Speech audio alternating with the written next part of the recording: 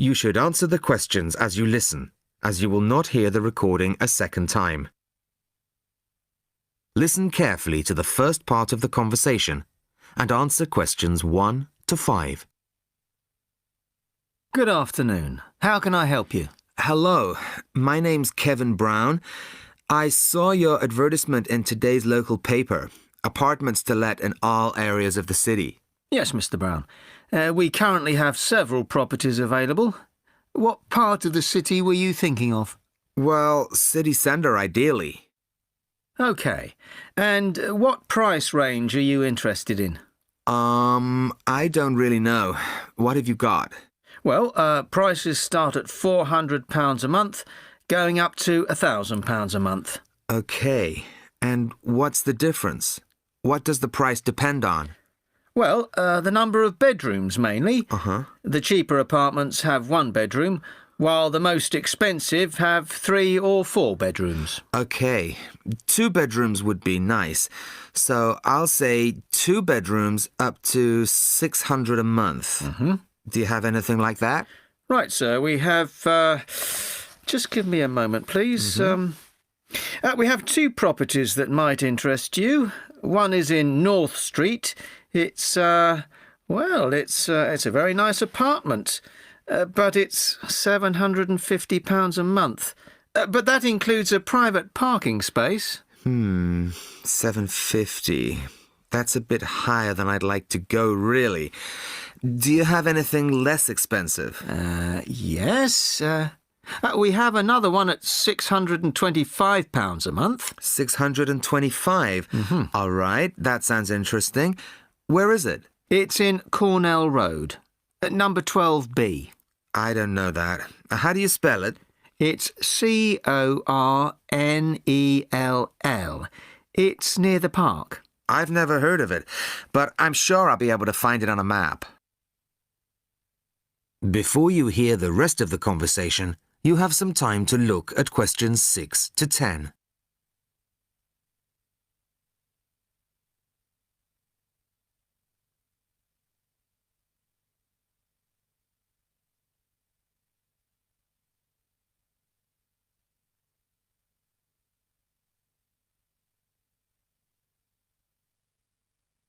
Now listen and answer questions 6 to 10.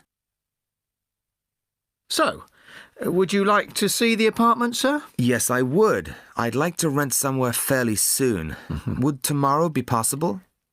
Sorry, I'm afraid nobody is available all day tomorrow. It's quite a busy time of year for us. I see. But if you're free later today, you could see it at 5:15. Sure, no problem. I could manage that. OK. So that'll be 5:15 with my colleague Jason. He'll meet you at the apartment. That's fine. And one more thing. What do I need to provide to rent an apartment with you? What documents, that kind of thing? Yes, of course. Do you have a job? Yes, I work in a travel agency. Well, a reference letter from your employer, saying you work for them, and a deposit, which is 1 month's rent plus a fee of £60. What's that for? It's an administration fee to cover the cost of preparing the contract. OK. And one last thing. When would this apartment be available? It's empty now, so you could move in as soon as the contract was signed. That's great. Thanks very much indeed. Bye. Goodbye, Mr. Brown.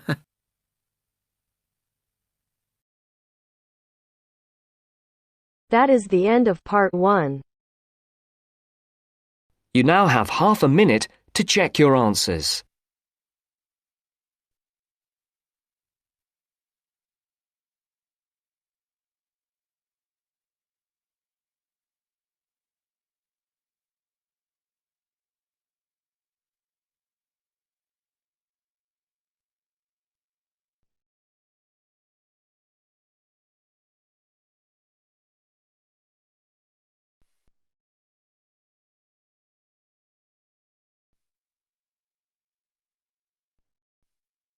Now turns to part 2.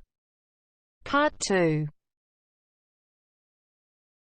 Listen to the guided tour commentary and answer questions 11 to 20. You now have some time to read questions 11 to 20 first.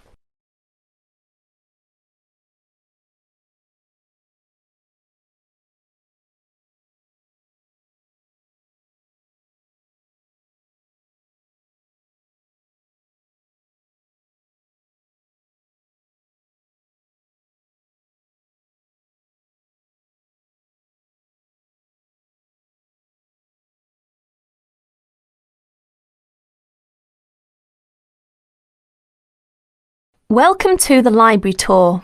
We'll begin our tour of this level of the library here at the entrance. Then we'll go in a clockwise direction. So, first of all, over here on the left, next to the entrance, is a touchscreen information service. These computers can be used at any time to get general information about the library and how it works. In front of the touchscreen information service are the catalogues. As you can see, it's a computerised catalogue system and it's very easy to use. The catalogues are linked up to the other libraries at the university. So make sure you check which library a book is in when you are trying to locate a particular item. Next, along here on the left, we have the circulation desk for borrowing and returning books. The returns area, the place for returned books and other items, is at the end of the circulation desk, near closed reserve. Closed reserve, as most of you probably know, is a collection of books that are in high demand, so they are on restricted circulation. If a book is on closed reserve, you can only borrow it to use within the library for 3 hours at a time. Over there in the corner are the shelves for newspapers. The library has an extensive collection of local and international English language newspapers. They are kept on those shelves for 1 month and then stored elsewhere. As we continue on our tour, around to the right, this large central section is the reference section. Reference texts cannot be borrowed for use outside the library. They must be used within the library. All these shelves in the centre of this level are the reference section. Now, the stairs here on the left lead to level 2 only. On level 2 are most of the law books. To go up to the other levels of the library, you have to use a lift. Beside the stairs are the restrooms for this floor. Now, as we walk around this corner to the right, this large room on the left is the Audio-Visual Resource Centre. You can come here if you wish to listen to a tape or watch one of the library's videos. Next to the Audio-Visual Resource Centre is the photocopying room. There are 15 copiers for student use, and we've recently added a colour copier. The system for copying uses cards, not coins. You can buy a photocopy card from the technician in charge of the photocopying room or from the information desk if he isn't here at the time. On our right, these work tables are for student use, especially for small groups to work together, or you and your colleagues can use the conference room, which is that small room there next to the lockers. You can work on group projects in the conference room without disturbing anyone, and there's a conference room on each level of the library. The round desk in front of the lockers is the information desk. If you need help using the catalogues or you need to organise a loan from another library, the information desk is the place to come. And finally, here, beside the exit doors, these 2 shelves contain current magazines and journals. Like the newspapers, they are kept here for a time and then stored elsewhere. OK, that's the end of the tour of this level of the library. I'll leave you to look around yourselves now, and if you need any further help, please ask at the information desk. That is the end of part 2. You now have half a minute to check your answers.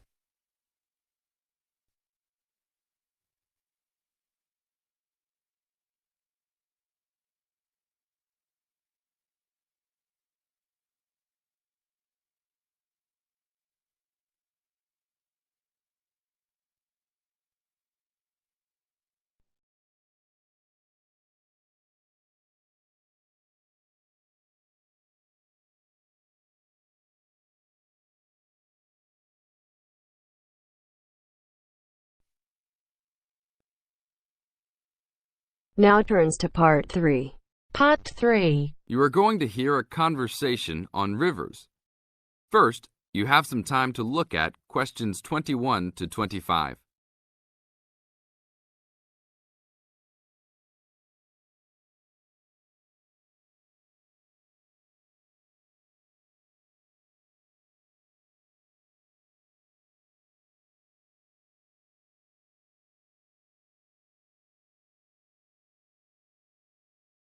Now listen to the tape and answer the questions.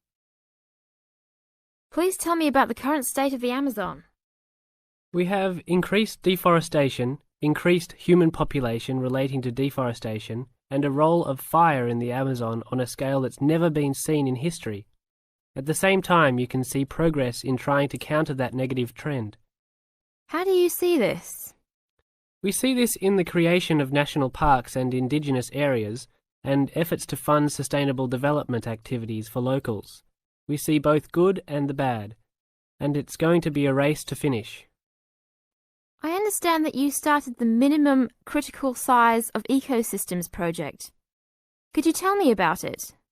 A number of years ago, it became apparent that those practicing conservationists didn't have the scientific information available to properly design a conservation area.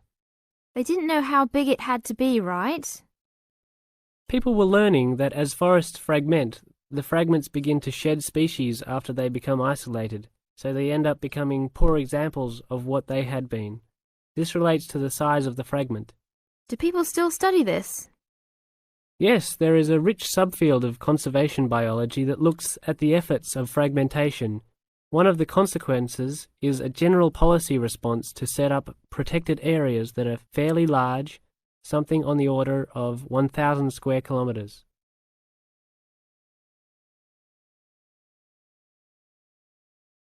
Now look at questions 26 to 30.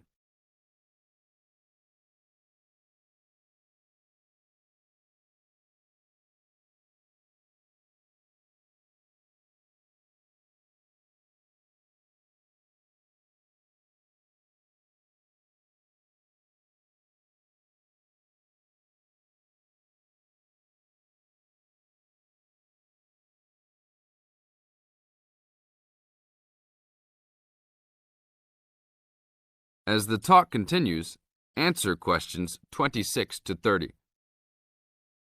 Can you talk a little bit more about the forest fragmentation? As habitats are destroyed, they are accompanied by habitat fragmentation. So when 50% of a forest is lost, the remaining 50% being is not one large block, but smaller pieces, which makes the conservation problem even worse than saying that 50% has been lost. And this affects not just forest, but species diversity, correct? In terms of species loss, we can't give you precise numbers about how many species are lost because of these fragmented landscapes, but we're beginning to get close to where we can make that estimation. And so one of the policy responses to all of this, beyond just trying to create large protected areas, is to try and reconnect the fragments. You've been active in many projects studying the Amazon region over the years. Can you tell us about that process of understanding the Amazon? When people first started looking at conservation priorities, there was not much information about the geography of plant and animal species. One of the first clues was an analysis done in 1969.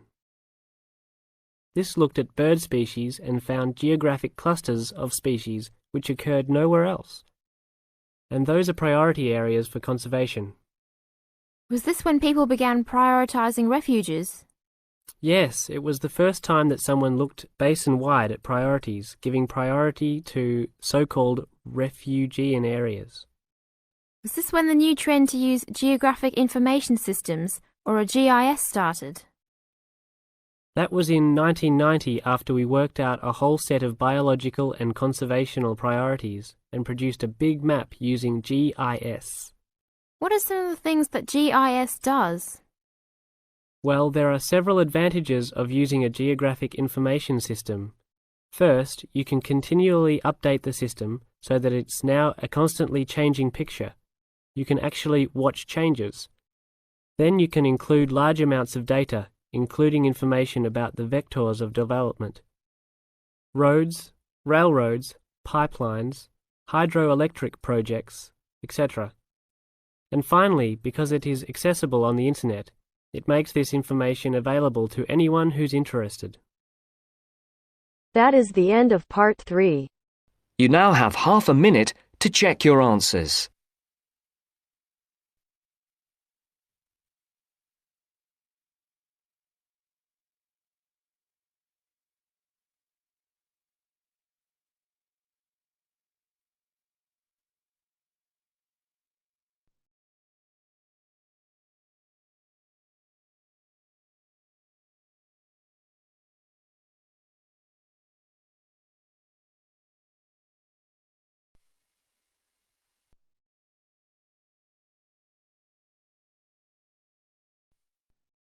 Now turns to part 4. Part 4. In this section, you'll hear a lecture on coral reef. First, you have some time to read questions 31 to 40.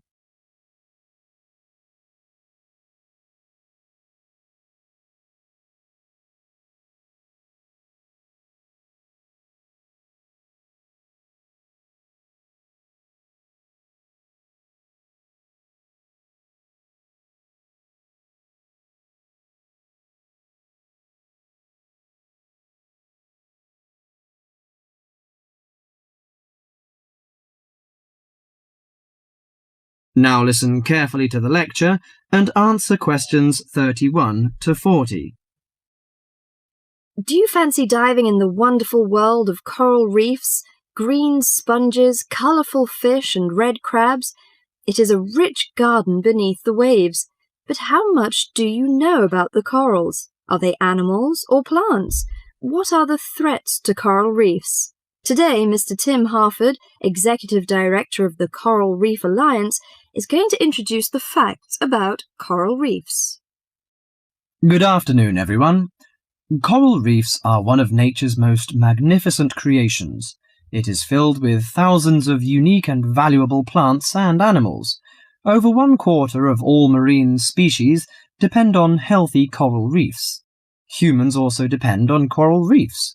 These marine ecosystems are the primary source of food and income for millions of people, a vast repository of valuable chemical compounds and medicines, and a natural wave barrier that protect beaches and coastlines from waves and storms. Coral is actually the exoskeletons of coral polyps. Made from limestone, these skeletons build up over time, forming the reef. New corals are born each April. At a certain hour, on a certain night, mature corals suddenly release clouds of eggs and sperm into the sea. After the fertilized eggs take root on the seafloor, they can grow up to 15 centimeters per year. Coral reefs are present in the waters of over 100 countries. These are warm, 18 to 29 degrees centigrade, shallow, sunny regions primarily between the tropics of Cancer and Capricorn. Only clear, warm salt water can support a coral reef. And because sunlight is crucial to the reef's survival, the water must also be shallow. The algae that grow on coral provide much of the coral's food. In deeper water, algae cannot get the sunlight they need to grow. Most coral reefs are in the tropics because natural conditions there are perfect. In their modern form, coral reefs have thrived on Earth for over 50 million years. In recent years, however, more than 11% of the world's reefs have been lost, with another 16% severely damaged during the El Niño event in 1998. Up to 32% of coral reefs may be destroyed by human activities in the next 30 years if we do not take action now. Corals and coral reefs are extremely sensitive. Slight changes in the reef environment may have detrimental effects on the health of entire coral colonies. These changes may be due to a variety of factors. One of the greatest threats to coral reefs is human expansion or development. As human population increases, so does the harvest of resources from the sea. Due to overfishing, reef fish populations have been greatly decreased in some areas of the world. The removal of large numbers of reef fish has caused the coral reef ecosystems to become unbalanced. As we know, corals are also very popular as decorations. A large amount of the most healthy corals are selected by commercial collectors. They sell the corals to souvenir shops, where a large number of tourists wait to purchase them as decorations or souvenirs. Coral reefs also receive much damage from both commercial and private vessels. The leakage of fuels into the water and the occurrence of spills by large tankers are extremely damaging to local corals. Although much of the coral reef's degradation is directly blamed on human impact, there are several natural disturbances which cause significant damage to coral reefs. The most recognized of these events are hurricanes or typhoons, which bring powerful waves to the tropics. These storm waves cause large corals to break apart and scatter fragments about the reefs.